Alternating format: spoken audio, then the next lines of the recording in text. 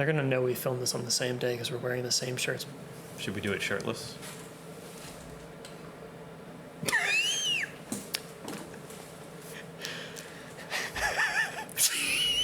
Go ahead.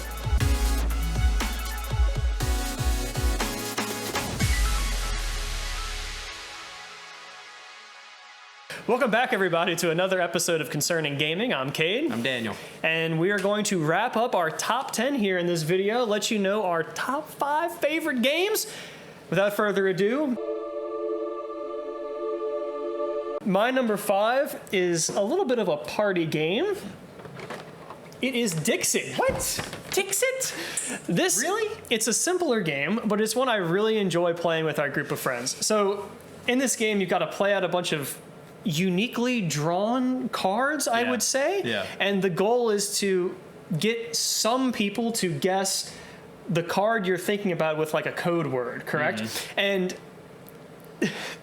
the number of crazy things that you guys can come up with. I think there was one where there was a guy on a set of stairs just walking up the stairs, and you said the Truman Show, but which you haven't seen. Which I hadn't seen, so I didn't know anything about it. Yeah. But you want to get at least one person to guess your clue, and so you had like this mind meld connection with John, who had seen the Truman Show, and so he was able to get it while the rest of us were like, I don't know what this is. That's so funny, because John and I have had that a few times in this game. He like says something with Zelda. Yes. Something like that. And so you can find these little connections with people around the board. So like you and I both have this in common. So like we can get this card together. Like you and I could make like Such a good point, yeah. a League of Legends reference.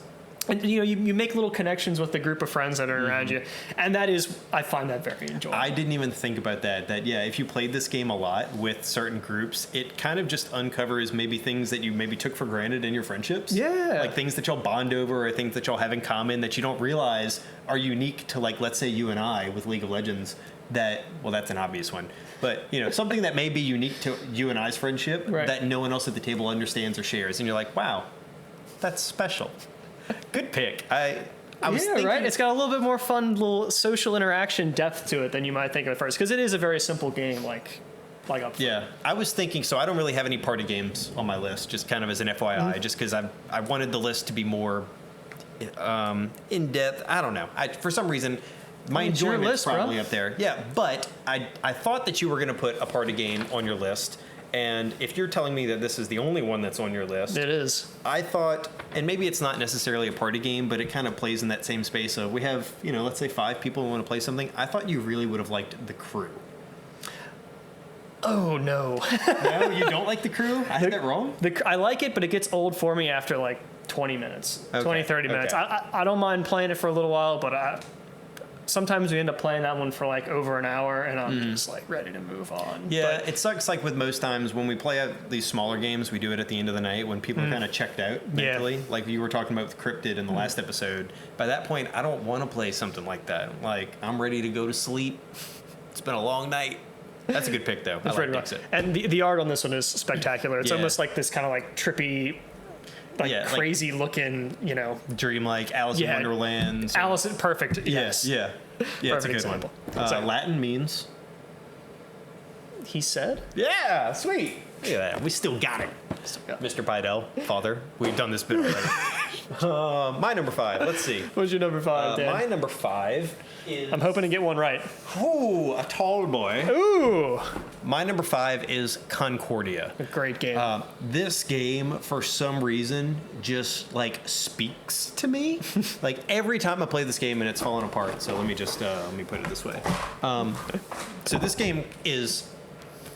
phenomenal in the fact that you have just a certain set of cards and you're just trying to map out what the best options to use those cards to take actions are.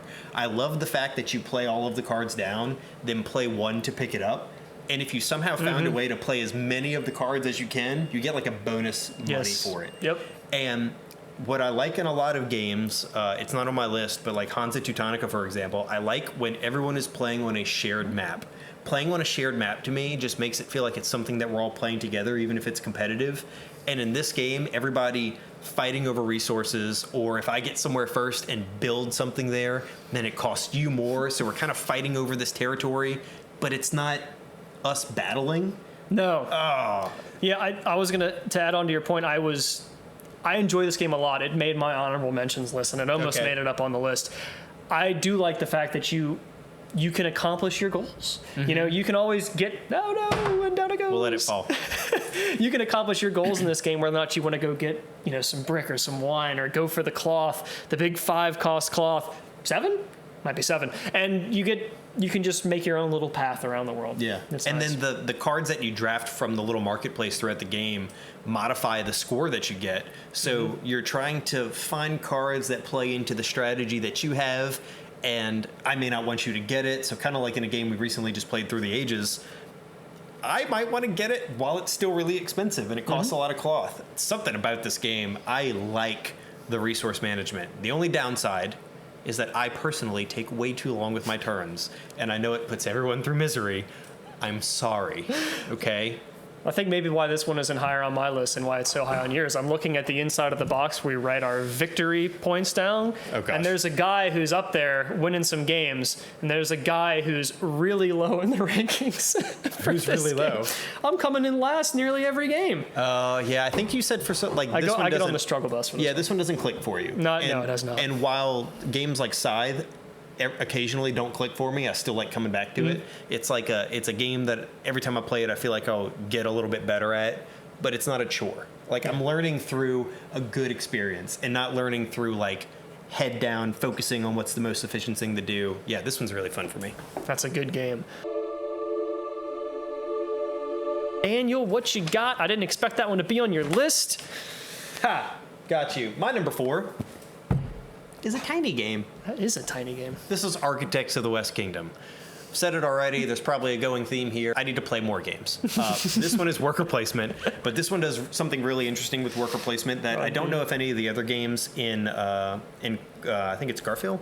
Yeah, Garfield Games' line do, but they always find like a unique twist to do with their games. But this is the only one I've played, so I'm sure I'm going to like the other ones as well. But in this one, when you're doing your worker placement, normally when you go somewhere, you block somebody from going to that spot. In this one, that's not the case. In this one, every time you go to that spot again, you double up on how many resources you get. So you start with all your workers. Unlike, let's say, for example, Dune, where you get 2, and you maybe get a third at the end, or Viticulture, you maybe start with 3. And this one, you got all of them. It may be like 12.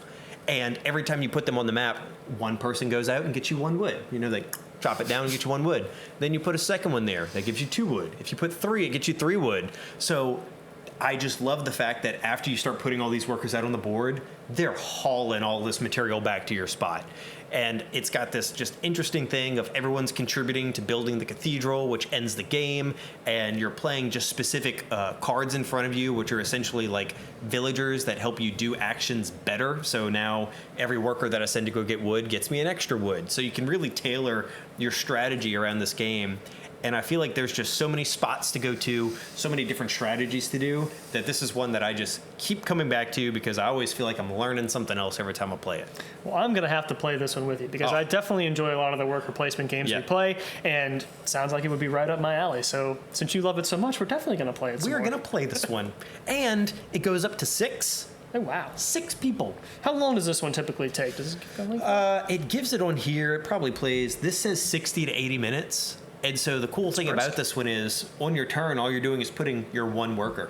So if on my turn I've got 3 people at wood and I want to put someone there to go get one, my turn's over with. So like it goes around the table really quickly. Instead of me doing all of my turns, then you doing all of yours and really thinking about it. Nope, it's take your resources and pass it on to the next one. So it's quick. Well, I'd recommend we do a deep dive on this one soon, Daniel. Let's do a deep dive. Let's go swimming. All right. Am I up for number 4? Yeah. So another one that wasn't on your list, but I would think you had it for me, is Hansa Teutonica, baby. It's on my short list. Just like you said, a shared map, a worker placement. I love this game. One of our friends, Greg, played it with us once, and he loved it so much he bought it himself the next day off Amazon. His first game, right? Yeah, his first board game he ever played, and we got him hooked. Sucked those claws in. He's never coming back. It's a fun game. I like how you battle for paths between cities to take control and put your merchant in that city. And you can block people by putting your cubes on the path so that they can't get it as easily, because then when they kick you off, you get a bonus. So you're fighting back and forth. there are a lot of interesting strategies you can take to get your merchants out on the board. It's just based like how many cubes can I get down on the board at one time. And then at the end of the game, you've got some bonus ways to score that can, they're multiplicative. They can add to your score at the end of the game. Yeah. So you're building up throughout the game, trying to connect your cities, almost kind of like a Ticket to Ride. But then at the end of the game, you've got some bonuses as well, and then just top score wins. It's a fun one, and you can play with up to five people, I believe, with the expansions. They got a couple of different maps. A lot of the maps have some interesting dynamics that add to the scoring capabilities. Like if you can connect from certain cities to certain cities, you get bonus points. So it adds some like depth as to where you want to play your characters. So it made your short list. It did. Tell me why it didn't make the top 10. I think I just, for some reason, can't wrap my tiny little brain around this game sometimes. I honestly think if I played this one more and really kind of understood the dynamics of it a bit more, I'd really, really like it because it checks all the boxes, like you're saying. Yeah. I just don't think I have enough plays to really say that this is something that I really like more than everything else. But two things that I think you love, and I'll just reiterate here. The fact that games that we like end at a certain time, so like first person to get 10 first points before you do end game scoring ends the game, and so you can decide to end it early if you're in a good position, or you can decide to maybe drag it out to hopefully build that little special ability action by pulling cubes off your board. And then the other thing too that you mentioned, the player interaction in this is like so organic. It's like everyone's holding on to like a tug of rope, all 5 people, and we're all pulling in our direction, the entire time. So like if I pull in my direction, it pulls you this way, and then it gives an opportunity for you to sweep in, and everyone's like playing the game and everyone's connected the entire time. The whole thing about kicking people off is just I tried doing the strategy around it and I just can't do it to where I'm trying to focus on stuff. I agree. It's a great game. It's definitely short list, maybe 11, maybe 12. But yeah, it's great. We'll have to play it some more. Pick. Yeah. Moving up to number 3. Top 3, baby. Give me that Dune Imperium, but more importantly, give me the expansion. I will give you the expansion if I can reach it. So Dune Imperium just by itself is a wonderful game, but I love the expansion coming soon. It takes away a lot of the tiles that you can place your workers on, and it replaces them with a new mechanic, which we call the nose, which allows you to gain Squidward's nose. The new bonus cards that come in this expansion that gives you bonus powers. It also gives you another way to earn Solari. Also gives you another way to get workers into the battle, into the conflict. And the Dreadnought. Not to mention the whole new unit, the Dreadnought. Wait, is it the Dreadnought? Yeah, it is. Absolutely. And that gives plus it's a 1 unit in your combat zone, but it's worth 3 instead of 1. A lot of new interesting people leaders you can play with that have, some of them have some really complex mechanics to them, but can be a lot of fun. It takes an already great game that you and I love a lot. This was our first video we've ever done on this channel, was devoted to one of our most favorite games, and it just turns it up to 11, as you said earlier. It cranks it up to 11. It takes away all the stuff that I'm kind of iffy about and adds new mechanics that I love. I think this game. This improves the base game in every single way. Yes. There is nothing in here that feels like bloat, like it's just adding stuff to add stuff. More cards, great. More people to play as, great. The cards that do give you actions and it adds a couple new things, like agent ones being able to play something on the same spot as you, great. The thing that we always talked about on the original one, those top actions, where once you're done using Solari, you can't really go there anymore. It adds other spaces for it. I think it adds like the right amount of complexity to where it's not overbearing. Great choice. I think just to add a little bit more to what you said, because I can't talk enough about this game. When you said it added only good things, I think one of the ways it accomplished that was removing some of the bad ones. They acknowledged what they thought was not as well done in the game and just went ahead and changed it. I would almost say just call this one the base game. Get Ryzex if you play Dune Imperium. I almost said Twilight Imperium. And if you play Dune Imperium, you want to get this expansion. I could not recommend it enough. And we have not played Immortality, which is the second expansion. Yeah, I know. I agree with you. This one should be basically part of the base game at this point. I've heard the other one maybe adds a little bloat, like a little too much complexity to it, but we'll get it and we'll try it and we'll tell you what we think. That's going to be your birthday present without a doubt. In the future. Well, that's a long way away. All right. What are we on? We are up. Is it up to my number 2 or did we hit your number 3 already? We did not hit my number 3. We've talked about it before, but we didn't hit it. Number 3. Scythe. Scythe. This, for some reason, the hype around this game when it first came out, I was on board. You know, the artwork looked fantastic. It was dudes on a map, roaming around, getting different spaces, getting different resources. Everything about this game just kind of checks all the boxes on what I like. I like a shared board like we talked about earlier. I like variability between players. I like having certain sets of actions, and in this one there's only 4 kind of main actions that you can do, but every time you play, you can find new ways to do those. Do I want to move out early? Do I want to get a mech with a special ability out early? The upgrading of this one is really cool too. So all of those resources that you're sending people out to and gathering all these resources, they're used to upgrade how well you can do, whether it's getting more mechs on the board or buildings to control more spaces. It's subtle variability as well in all of those kind of event cards that you get when you go travel with your leader. So everyone's roaming around the board to get to spaces that they want to first. The factory that you're fighting over in the center of this game is just great because it's basically worth 3 tiles for points at the end of the game. I'm just telling you how the game works, and everything about it is just something that I like. And while I play this game sometimes and I suck at it, I'm just itching to play it again. Last time we played this game, I was like, you know, I'm going to spread out and try all these cool different strategies. And you're like, I'm going to end the game and just win. And by the end of it, I'm like, oh, man, yeah, that sucked. I shouldn't do that. Let's run it back. And at that point, everyone's like, no, we're going home. But I could play this game at any point, and I'd really love to. And I'm curious how this would work as kind of an event game with like 5, 6, and 7. Because we normally don't have a full party to play it with. And I'm wondering, because the last time we played with 3, and you've got so much of the map available. Oh, you were running all over the map. Yeah, and so I'd love to see how this plays with 7 people all fighting over tight resources, and you can't move without getting into conflict. And if you get into conflict, you start losing popularity, which means people that aren't getting into conflict are actually doing better. I'd love to see how that works. Man, seeing how much you gush over this game makes me excited for your top 2. I'll be honest with you, I had this as your number 3, and I'm very confident I've got your top 3 correct. You likely do, because I talk about games a lot. Let's see that number 2, Danny. Okay. What you got? I'm not going to just put the expansion up, Cade. Get the full game up. Yeah, let's get the full spread out here, if you know what I'm saying. I gave this one a 10 in our review, and everything about this game is different than Scythe, but almost equal, if not a little bit better. This one edged out Scythe for me just because of the card hand management thing that you have going on. Using the cards to play the worker placement action, doing both of those together creates so many meaningful decisions on which ones do I want to play. It gives like this little probability game of every time you buy a new card and you put it into your deck, when are you going to see it again? You want to make sure that you're getting the right cards. I love the economy of the resources in this game too. How there's really only just 3 things. There's spice, solarium, water. And they're all so hard to come by. Yes. And it's like, whenever you do get one, it's so instrumental into how you play the game.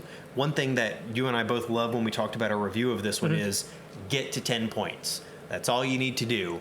And there's very clear-cut ways for you to get those points, but you got to be real smart about how you do it and where you send your workers. And if I see that you need something, can I block you? The interaction of this game is fantastic because, like all worker placements, you've got this shared board, and every single space is one that I want to go to.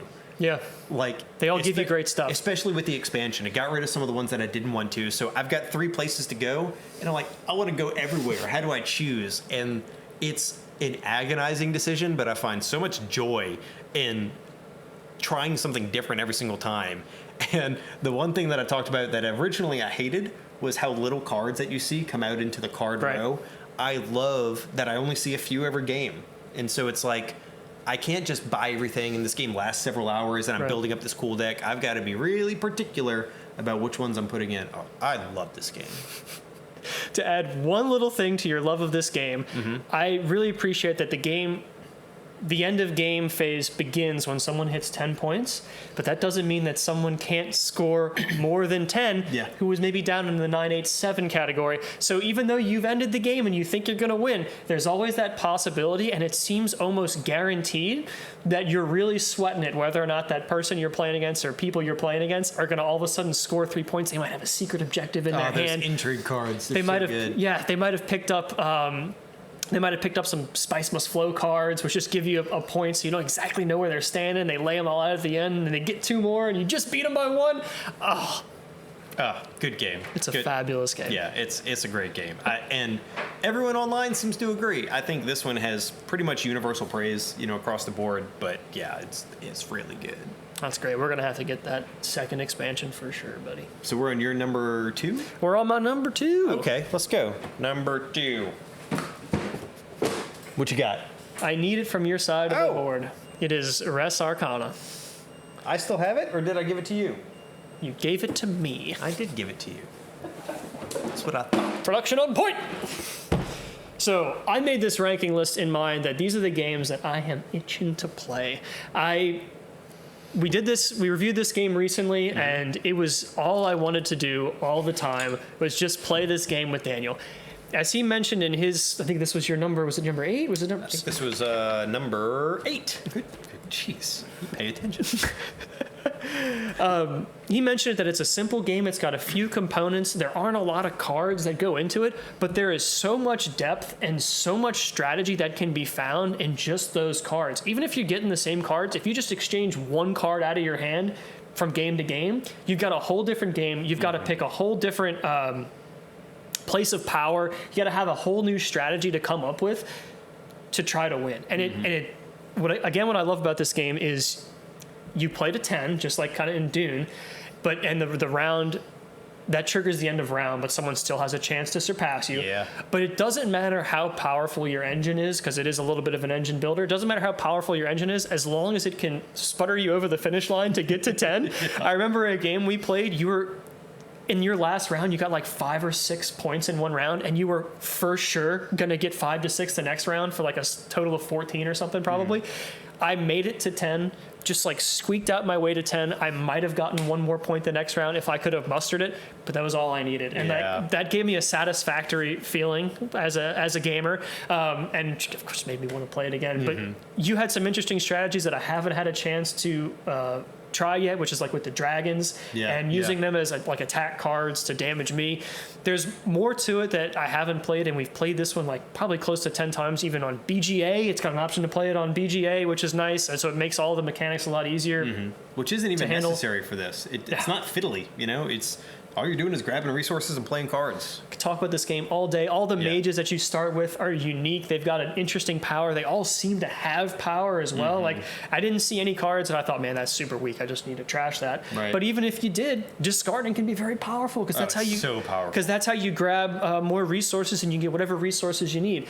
It didn't feel like you were ever struggling to find the resources you needed, because you were able to accumulate resources in the collection phase. You could grab cards that allowed you to transmute them into different elements. Essences. I knew it started with an E. this game? I love this game. And I could find a million different things to say about this game that make it fun, and it's all contained in this little tiny box. In this tiny with little like box. 40 cards. I And believe. yes, we have one of the expansions. No, we have not played it yet, We haven't played it yet. but we will. It's amazing. So this is my number 2. And that brings us. Well, was there anything else you'd like to say about Rest before we go on to the number 1? I don't think so. I mean, it was on my list. You said everything beautifully. You've got the same enthusiasm as I do about this game. I mean, it's good. I'll leave it at that. Everyone should know about it by now. We need to take time to talk about number 1. Daniel, I think I can predict it, because I think it's going to be my number 1 as well. I think the weight of the box is pulling me in with its gravitational pull. This box is so large. Bum, bum, bum, bum, bum, bum, bum, bum, bum, bum, bum, bum, bum, bum, bum, bum. It's out of frame. There it is. Twilight Imperium, it's my number 1. I'm assuming it's your number 1 as well, This huh, Daniel? actually is my number 1, yes. I did put it the right side up, didn't I? Excellent. We have, a time of recording, we have a game in no less than 13 hours. Yeah, it may be my number 6 after that game. We'll see how it goes. But we have a game in 13 hours. It is probably the most in-depth strategy game that you own. Through the ages might be getting close. Thinking about this game when I'm not playing it takes up a lot of my time. Whenever I get stuck listening to a Space Cats Peace Turtles podcast, I get on a train where I end up listening to like 15 hours of their content, just thinking about all the intricate ways that you can play this game. There's so much content. All the things that I didn't even think of when I'm thinking about my faction. You've got like 20 something different factions you can play. They've all got different abilities. The map changes with every game that you play. You know, you can do a multi-draft like we talked about in a previous video where you can set up the map in whichever way you want. You pick your faction for the slice that you get. This needs a deep dive from us, without a doubt. This is our favorite game. I mean, this is 4X, Space 4X, exploration, exploitation, extermination, whatever all those things stand for, in a box. It's wonderful. just so dang long, though, but you know I what? know. That's okay. If you can get a day to play it, I really don't think that there is a better board game experience. God, I think I have to agree with you on that one. The overall quality that you get out of this game is just outstandanding. I mean, it's the 4th edition, so you know they've refined it over the years like a fine wine. We haven't played 1 through 3, but No. at least as far as this recording, I don't think there's a 5th one rumored to come out or anything. This one is peak board gaming, and this is a lifestyle game. I mean, when you like this game as much as we do, when people bring up board games, this is kind of the first one that comes to mind, and you almost compare everything else to it, which maybe is unfair. You know, like your Cryptid is nowhere near this, you know? No. And a lot of my games that are in my top 10 that are not this game are completely different experiences. This one just offers something in board games that most other games do not. And I'd like to play some of the lighter games that kind of play in the same little space. Eclipse is one that comes to mind. Maybe Dune or a Game of Thrones, where it's kind of everyone fighting over something. There's some diplomacy, there's some backstabbing, there's some deal making. It's just got so much... Player interaction is kind of like not the right word for it. It's got so much. Has that in spades too, though. It does, but like there's just like an agreed small little bubble that you live in when you play this game. Like everything outside of the game is kind of secondary. Everyone's really in tune with the game. Everyone's just involved as much as they possibly can be, and it consumes a lot of my time, especially after we play one. Before this game, I think it's been since January. January 1st is when we last played. Yep. And afterwards, I was like, oh man, I can't wait to play this game again. And then it kind of sizzled. But now that we're about to play again, I'm like, oh, I can't stop thinking about this game. Why do I even want to play these other 80 games up on this, on this shelf when I've got Twilight Imperium? That's absolutely true. This game has that factor where it just explodes into a million different possibilities. I think, and I don't know the number, but like if you play chess, after like move 10, there's like a million possibilities that could have happened on the board. This has one of those similar things, so you can try your hardest to strategize like I do for my first round. What am I going to do? I'm going to plan my turn out. I'm going to get ahead of these guys, and then my first action that I take on the game is going to completely skew that and throw it off. Or someone steals your strategy card. He's come out of left field with a completely different strategy that I'm going to have to take for the rest of the game. We've played this a couple of times. I'm looking at 3 here written in the cover of the box. Definitely more than that.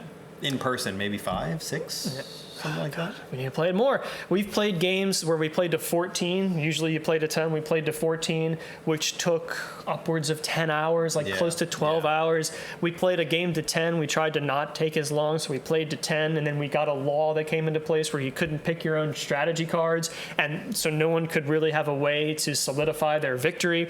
I might burn that card. I wouldn't be opposed. That tacked on about another 4 hours of the game, but then you finish these games, it's 12 hours, everyone's exhausted. All I'm thinking is, when are we playing again? I'm ready to just start again. Some other people may not share that sentiment. No. But for Cade and I, it's, all right, let's run it back. This is where it's at. So, like I said earlier, we are going to be playing this tomorrow, 9 a.m. sharp. We're going to do a review of that game. Hopefully. Once it happens, hopefully. If anyone's interested. We'll just ramble on some more about this game. I'm interested, so it's going to happen. And we'll ramble on about that one. This is our podcast. You sit through it. I'm taking control. And Look at me. This is my podcast. and more Twilight Imperium content to come because we could talk about this game endlessly. Yeah. Some contenders that we own that I think could make it into my top 10, but haven't yet, just because we haven't played them or haven't played them enough, is a Game of Thrones, Dune, not Dune Imperium, but Dune, the conquesting game, and Gloomhaven. I think the big takeaway here is we love a lot of games, and even games that might not make our top 10, we still love to play and would play all the time. I think both of us just have a desire to keep playing new games, finding new stuff that we enjoy. There's so many out there that we don't have and we don't have a chance to play yet, but they're coming. So yeah, and I think if we were to get more games into our collection, I could see Twilight Imperium, Dune, and Scythe staying at 1 through 3.